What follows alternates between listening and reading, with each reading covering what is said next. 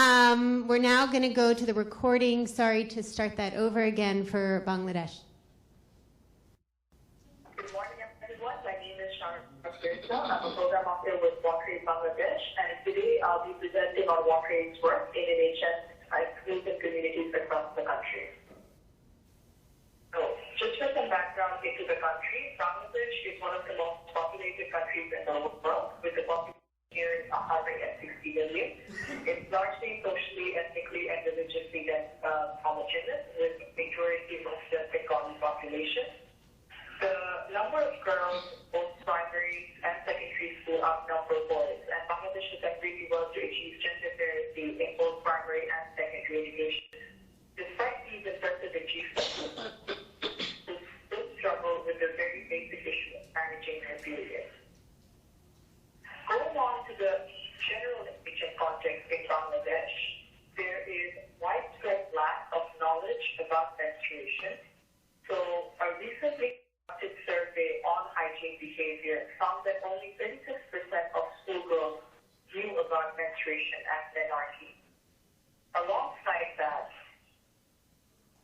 just waiting to go on to the next slide, thanks. So alongside that, very poor hygienic practices, no availability of sanitary napkins. So most girls and women in Bangladesh, 86% on average, use home. And lack of knowledge and facilities mean that they do not practice the recommended washing, drying, and storing needed to reuse these cloth safely. This of course relates a lot to the lack of adequate facilities. So on the right, a couple of pictures. One of them was abandoned food toilet facility, which is a common scene across the country. And on the bottom, a picture of the local pond here in urban slum where girls dump their menstrual cloths and pads. So very poor facilities in general across the country. Lots of myths and misconceptions about menstruation and a very little idea in the general population about the role menstruation plays in reproductive health. Alongside that, this is considered a very taboo topic, a lot of stigma and shame attached to it, and all of this means that girls do not have the knowledge, ability, or the kind of support needed to attend school a lot of the times when they're on their period. So against this backdrop, WaterAid has been working since the mid-2000s across various levels to address some of these issues. And I'll quickly walk through those before going into more detail. At the community level, we work with girls and mothers, providing NHS sessions with customized IC and BCC materials. In schools, we work on providing NHS-friendly facilities alongside with schoolgirls, and teachers. At the national level, we conduct research and we advocate and influence policy for better NHS in schools and at home. So the idea here is that we will work directly with vulnerable groups, the poor and marginalized communities that need direct support. Alongside that, we will research and advocate for creating a more positive social discourse around menstruation. Moving on to the details of some of what we do, one very important element is, of course, sanitation facilities. So building NHS-friendly facilities, some features of which are a raised platform and water and soap inside the chamber to wash off a bar for drying the cloth and a disposal bin, so that cloth can be disposed of privately and quickly. And all of these features were developed based on feedback from the girls and women in our project area. So this is very much almost a joint design effort. Alongside that, we work with school communities, which are the main authorities looking after facilities in school, to convince them to provide sanitary materials in schools through their own funds, through local fundraising, and things like that. But as we know, NHS is about, of course, more than just providing sanitation facilities. As you can mention, building knowledge and awareness is, of course, equally important. So some of what we do here, we orient school teachers. So on the bottom left, you see a picture of one of these training sessions where we orient both male and female school teachers on how to talk about this very sensitive topic to school children in a way that's safe and comfortable for everyone. We conduct sessions with adolescent girls in schools and communities, as well as with their mothers, grandmothers, and basically female caregivers in courtyard meetings. And in these sessions, we discuss both physical management of menstruation as well as talking about the more social aspects of myths, misconceptions, superstitions, things like better food habits, etc. However, if real transformative change is to happen, then we believe that we also need to influence the overall environment and the conversations around nature. The way we do that is through research and advocacy. So in the next slide, you'll see some pictures of our advocacy work. We do quite a few things, but I'll mention some of the more kind of innovative and interesting things we've done recently. On the right is a picture of a workshop conducted with girls from tea garden worker communities in Sylhet. And sports is a very interesting way to bring in MHN because it acts as both a neutral entry point and it also pushes the idea that girls can do anything during their periods.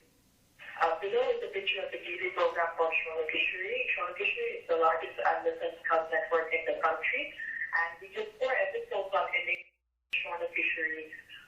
We went into schools and kind of selected girls to become champions in their community for this issue. And these kinds of activities are very important in raising interest on MHN across the community, so not just girls and women, and really making it a community-wide issue. Beyond that, we also work to influence policymakers. So some of the things we do, roundtables with policymakers, figures from the sports industry, entertainment industry, education, civil society, and on the right is the newspaper supplement, unfortunately in Bengali, but it kind of gives you an idea of the kind of things we do to get a conversation going around this issue.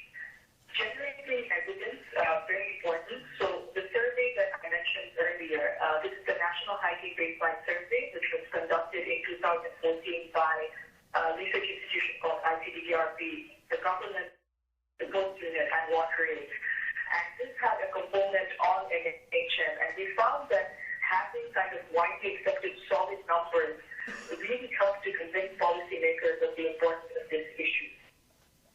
And related to that, kind of making MHM a part of the conversation around issues such as public sanitation. So we want to influence the Dhaka mayoral candidate this time around to include MHM as an agenda in their campaign, and we were successful in that. So lots of these efforts to kind of reach people at the top and get them to begin a more positive dialogue around MHM and take positive action. And we believe this integrated approach has led to some successes. So one of the key successes that I would mention is that in June of this year, the government, the Ministry of Education, issued a circular that directed all secondary education institutions in the country to have a separate toilet for girls with NHM disabilities. And alongside that, there were a number of other instructions, such as making sure that there was a female teacher in school oriented on NHM, that school management committees were working on providing sanitary materials at schools. Really a big step forward. From our A-level work, we've seen some evidence of reduced school absenteeism and increased enrollment, and we see this from our case studies and from interviews that we've conducted with school authorities, but this is something that we're conducting more in-depth research into. However, there are, of course, very significant challenges remaining. The key one is that menstruation still remains a taboo topic, and when we go into communities, we kind of need to engage in a long-term way so that we can build the rapport needed to bring up this topic without kind of creating a major backlash. So we've placed NHM within a broader hygiene framework and introduced it in a very sensitive and context-aware way. In terms of technical challenges, disposal is still a very big problem. Finding cost-effective and environmentally to dispose of used menstrual absorbents it is a major challenge, and we still do not feel that we have found kind of one established way that will work in all contexts. Involving men and boys, so though we've had some major successes, this is still very much seen as a women's issue, and ensure that men and boys are also brought into the conversation. And finally, scaling up. Currently, WaterAid works at 290 schools, and though we reach almost 11,000 schoolgirls with that, schools in Bangladesh, and how do we reach all schools? How do we work with the government to support them to reach all of these schools? This is going to be a big challenge. However, from our almost 10 years of work in the area, we have taken some lessons that we believe will be very helpful in going forward, and we believe can be of use to other practitioners.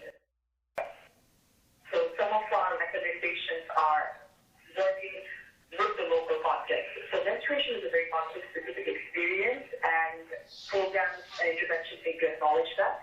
So here, there is a snapshot here from our ICDCT material.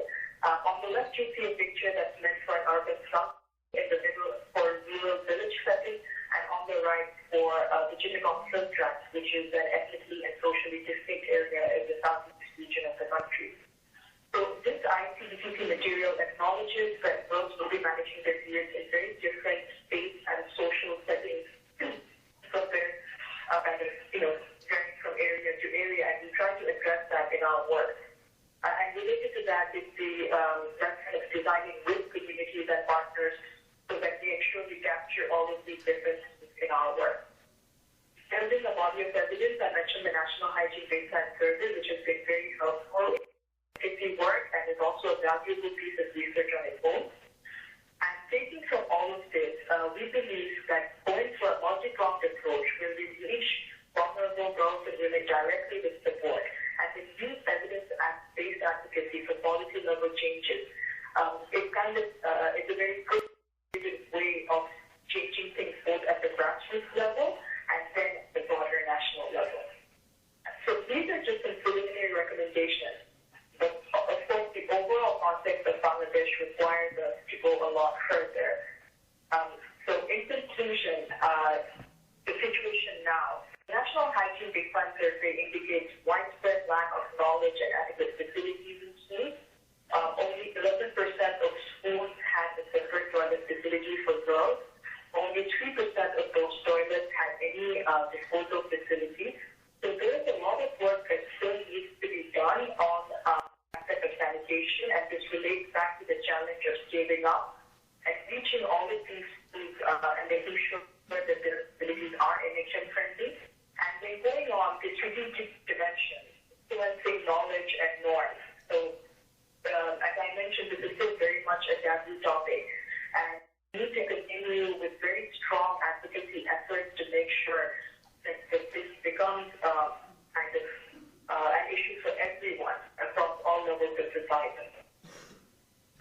Some support from that will have to come from research, so both the kinds of research that I mentioned on white behavior and then technical research into things like context-specific disposal, which is, as I mentioned, a major barrier. Men and boys are still not a part of the conversation, so they need to be brought in. Their peers in schools, students, teachers, principals, and beyond that, in the community, fathers, brothers, in workplaces, male colleagues. So this really has to become an issue for everyone.